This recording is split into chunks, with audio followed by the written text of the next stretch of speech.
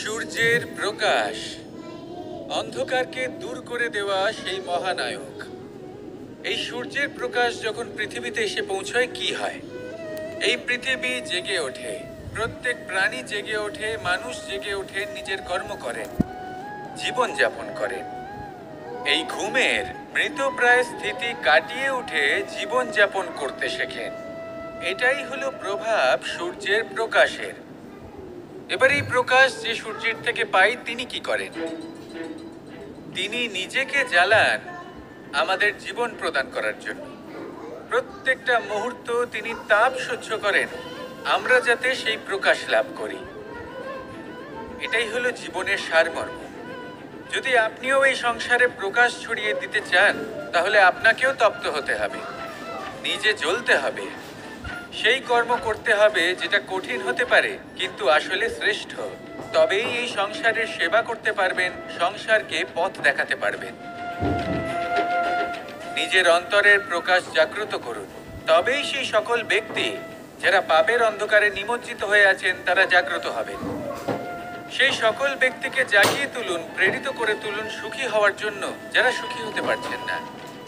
সেই সকলকে প্রেরিত করুন সাফল্য লাভের যারা সফল হতে পারছেন না।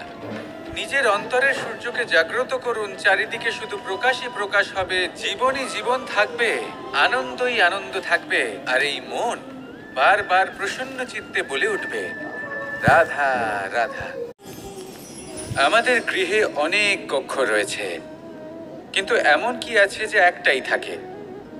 আমাদের গৃহের দ্বার। এমন কেন হয়? অনেক দ্বার তো থাকতেই পারে। ভেবে দেখুন, একটা বিশাল ভবন রয়েছে, তার চতুর্দিকে অনেক দ্বার আছে। ভালোই হবে, যাতায়াত করতে সুবিধা হবে, কিন্তু এমন আমরা কেন করি না? এবার আপনি বলবেন যে এটার উত্তর তো সহজ। যতগুলো দ্বার থাকবে ততজন দ্বারপালও থাকবে। কে কখন কোথা থেকে আসবে, কোথায় চলে যাবে সেদিকে খেয়াল থাকবে না, চুরির সম্ভাবনাও বেড়ে যাবে। যাক, এই বিষয়ে অন্তত আপনি বোঝেন। সেই জন্য আপনার গৃহে একটাই দ্বার রয়েছে। কিন্তু আপনার মনের বিষয় কি জানেন? আপনার মনেও কি কোনো দ্বার আছে? নেই। তার মানে যে কোনো ব্যক্তি যেখান থেকে খুশি আসতে পারে আর আপনার মনে যা খুশি প্রবেশ করিয়ে চলে যেতে পারে। কোনো বাধার সম্মুখীন না হয়ে কোনো ব্যক্তি আপনার মনে যা কিছু প্রবেশ করিয়ে চলে যাবে, তা সে আমাদের পক্ষে শুভ হোক, অশুভ হোক বা যতই ঘাতক হোক না কেন।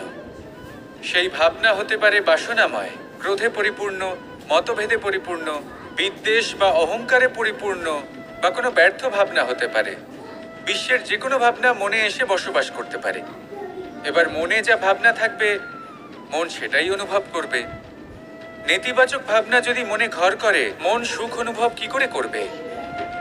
সেই জন্য আবশ্যক হলো মনের মাঝে ইতিবাচক সত্তার দ্বার গড়ে তোলা।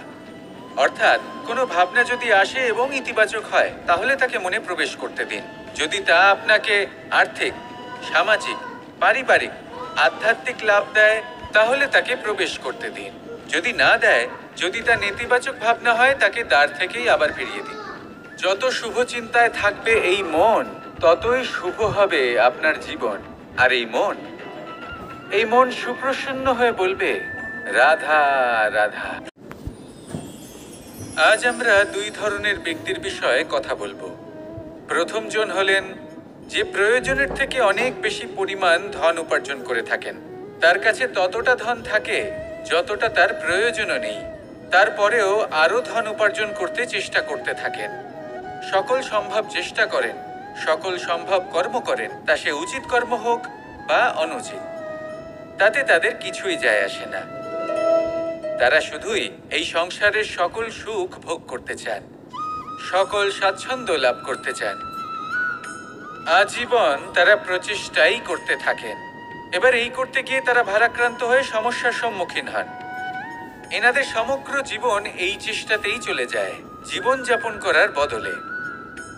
অন্যদিকে আরেকজন ব্যক্তি যিনি জানেন তার প্রয়োজন কতটুকু আর শুধুমাত্র সেই পরিমাণ ধন অর্জন করেন, তার থেকে বেশি একটুও নয়।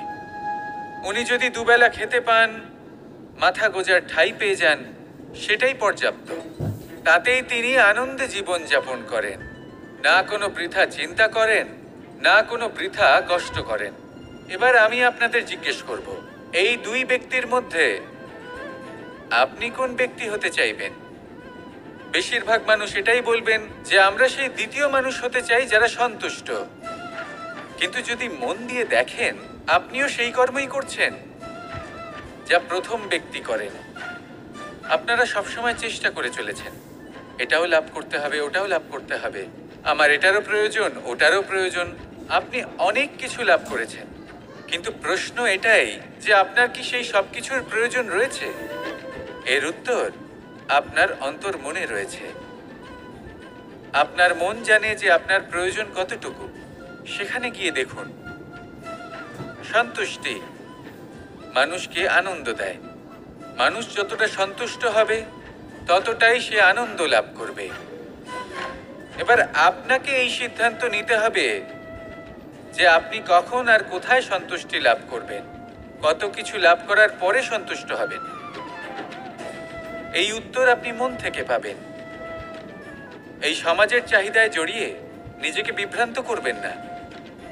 নিজের অন্তরের এই মিথ্যে অহংবোধকে প্রশ্রয় দিতে গিয়ে যদি আপনি এরকম প্রয়াস করতে থাকেন, তাহলে জীবনযাপন কখন করবেন? থেমে যান, শান্ত হয়ে যান, নিজের অন্তর মনে নিমজ্জিত হয়ে দেখুন যে সন্তুষ্টি কোথায়। এই সন্তুষ্টি লাভ করুন। এই মন প্রসন্ন হয়ে বলবে, রাধা রাধা। যত শক্তিশালী এই মন, তত শক্তিশালী এই শরীরও। এই যে আমাদের শরীর, এটা আসলে কি? এ হলো একটা রথের মতো। আর একটা রথ ততক্ষণ চলতে পারবে না যতক্ষণ না তাকে কোনো সারথি চালাবে। এই মন হলো শরীরের সারথি। এবার ভাবুন, যদি এই সারথি শক্তিহীন হয়, দুর্বল হয়, তাহলে এই রথের কি হবে? এটা উচিত পথে চলতে পারবে না, উচিত গতিতে চলতে পারবে না, মন মতো স্থানে এটা পৌঁছতেও পারবে না। সেই জন্য মনের শক্তি অত্যন্ত প্রয়োজনীয়। এবার মনের শক্তি আমরা কোথা থেকে লাভ করি? দৃঢ়তার শক্তি থেকে। এবার এই শক্তি আমরা কিভাবে বাড়াতে পারি? আমরা প্রতিদিন কিছু নতুন স্থির করি, কিছু ছোট, কিছু বড়। আর যেই আমরা নতুন কিছু পূর্ণ করি, আমাদের মনের শক্তি বেড়ে যায়। আর যদি পূর্ণ না করতে পারি, মনের শক্তি কমে যায়। একটা দেওয়ালের মতো ছোট ছোট ছোট ছোট শিলা আমরা একটার পর একটা স্থাপন করে একটা দেওয়াল তৈরি করি। এতগুলো পাথর যখন একত্রিত হয়ে যায়, তখন এমন এক দেওয়াল তৈরি হয় যাকে ভাঙা প্রায় অসম্ভব হয়ে দাঁড়ায়। সেরকমই হয় মন এবং দৃঢ়তা। ছোট ছোট কাজ করে নিজের লক্ষ্য পূর্ণ করুন। এই লক্ষ্য যদি পূর্ণ হয়, তবে মনের শক্তি বাড়বে। কিছুটা এইভাবে যে যত বড়ই বিপদ আসুক না কেন, সেই বিপদ নিজে হার মেনে নেবে, কিন্তু আপনার মন ততটাই শক্তিশালী থাকবে। তাই মনের শক্তি বাড়াতে থাকুন, যাতে আপনি উচিত পথে চলতে পারেন, উচিত গতিতে চলেন আর মনোবাঞ্ছিত স্থানে পৌঁছতে পারেন।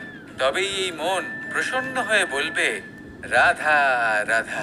এই বৃহৎ বৃক্ষকে দেখুন, অত্যন্ত শক্তিশালী বৃক্ষ। এটা সবারই প্রিয়। তা সে ছোট হোক বা বড়, বৃদ্ধ হোক বা জোয়ান, সবাই ভালোবাসে এই বৃক্ষকে। আর সত্যি বলতে, এই বৃক্ষ সবাইকে সেবা করে, সবাইকে ফল দান করে, সবাইকে ছায়া প্রদান করে। দূর থেকে দেখে মনে হয় এর কোনো পরিচর্যার প্রয়োজনই নেই। কিন্তু একজন কুশল মালী এইভাবে ভাবেন না। তিনি সময় অন্তরে খুব খুঁটিয়ে এই গাছ নিরীক্ষণ করেন, দেখতে থাকেন। যদি কোনো এমন শাখা থাকে যা রোগগ্রস্ত, তাহলে সেটা কেটে আলাদা করে দেন। যদি এমন কোনো শাখা থাকে যা মৃত, তাহলে সেটা আলাদা করে দেন। আর এইভাবে উপযুক্ত দেখাশোনা করার কারণেই এই বৃক্ষ এইভাবে সুস্থ হয়ে থাকে, সতেজ হয়ে থাকে, সবার সেবা করতে থাকে। আপনাকেও নিজের সাথে সেটাই করতে হবে। নিজের জন্য আপনাকে একজন কুশল মালী হয়ে উঠতে হবে। রক্ষা করতে হবে নিজের শরীরের, নিজের মনের। আপনার শরীর যদি রোগগ্রস্ত হয়ে পড়ে, তাহলে ওষুধ গ্রহণ করতে হবে। যদি এই মন কোনো এক কারণে বিচলিত হয়ে পড়ে, তাহলে তার থেকে নিজেকে মুক্ত করতে হবে। আপনি যদি নিজের যত্ন নেন তবেই এই বৃক্ষের মতো হতে পারবেন, সেই বৃক্ষ যে সবারই প্রিয়, সবাইকেই সেবা করে। আসুন আমার সাথে ভালোবেসে বলুন, রাধা রাধা।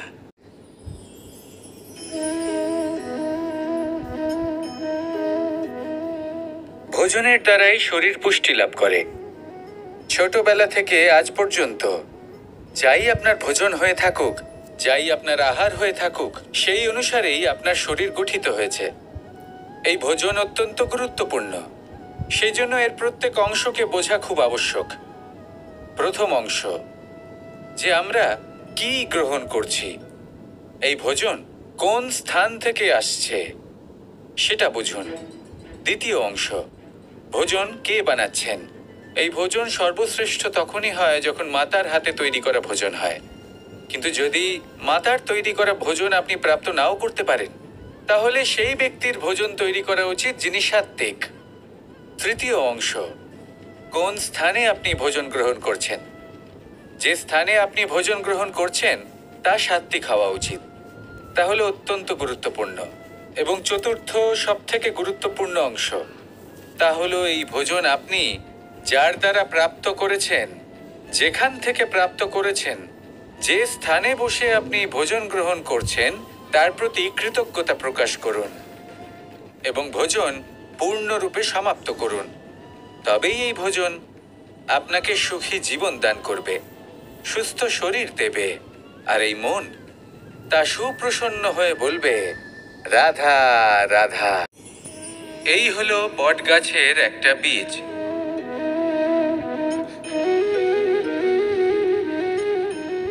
চলুন এটা রোপণ করা যাক। একটু জল দেওয়া যাক। এবার এখানে একটা বিশাল বটবৃক্ষ উৎপন্ন হবে।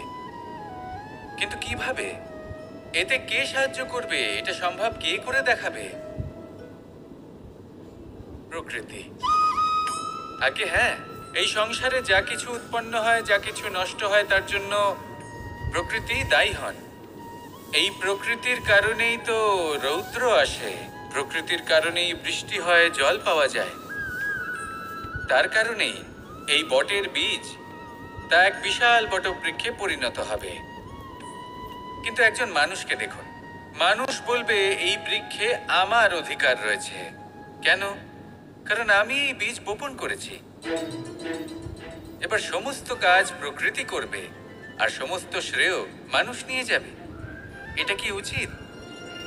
কখনোই নয়। এবার এর উত্তর প্রকৃতিতেই লুকোনো আছে। কখনো কোনো পাখিও এই বীজ রোপণ করে, সেখানে বৃক্ষ উৎপন্ন হয়, তাতে ফল আসে, সেই পাখি সেই ফল খায়, কিন্তু সেখানকার বাকি পাখি এবং প্রাণীদের সেই ফল খেতে বারণ করে না। সেই বৃক্ষের উপর নিজের অধিকার প্রমাণ করতে চেষ্টা করে না, সবার মধ্যে ভাগ করে দেয়। আর এটাই আমাদেরও করা উচিত। যা প্রকৃতি থেকে আসছে তা আবার প্রকৃতিতেই ফিরে যেতে দিন। এটা অত্যন্ত প্রয়োজনীয়।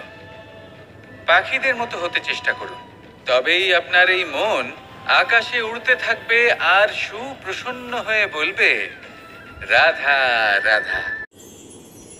কোকিলের ডাক শুনে আমার মন প্রফুল্ল হয়ে ওঠে। কোকিল হলো আমার অত্যন্ত প্রিয়। এরকমই আরো একটা পাখি আছে, কাক। একদিকে কাক, অন্যদিকে কোকিল। এদের মধ্যে বেশি পার্থক্য নেই, কিন্তু কোকিলের কণ্ঠ শুনে সবার মন প্রফুল্ল হয়ে ওঠে। কোকিল যখন সামনে আসে তখন মন শান্ত হয়ে যায়। যখন কাক সামনে আসে তখন মানুষ দূরে পালিয়ে যায়। এমন কেন হয়? কারণ হলো বাণী। কোকিলের বাণী অত্যন্ত মিষ্টি, অত্যন্ত মধুর। সেখানেই কাকের বাণী অত্যন্ত কর্কশ শোনায়, আর কর্কশ বাণী শোনা কেউ পছন্দ করেন না। আপনি নিজেকে জিজ্ঞেস করুন, কোনো ব্যক্তি আপনার সাথে কথা বললে তার বাণী মধুর হলে আপনার ভালো লাগে, আর যদি কর্কশ হয় তার থেকে দূরে চলে যেতে ইচ্ছে করে। তাই নিজের বাণীও এইভাবেই মধুর রাখুন, মিষ্টি রাখুন। এ আমারও খুব প্রিয়। আর এটা তখন হয় যখন মনে প্রেম থাকে। মনের মধ্যে প্রেম জাগ্রত করুন, বাণী নিজে থেকেই মধুর হয়ে যাবে। আর কৃষ্ণ নিজে থেকে আপনার কাছে আসবে আর আপনার সাথে বলবে কি, রাধা রাধা।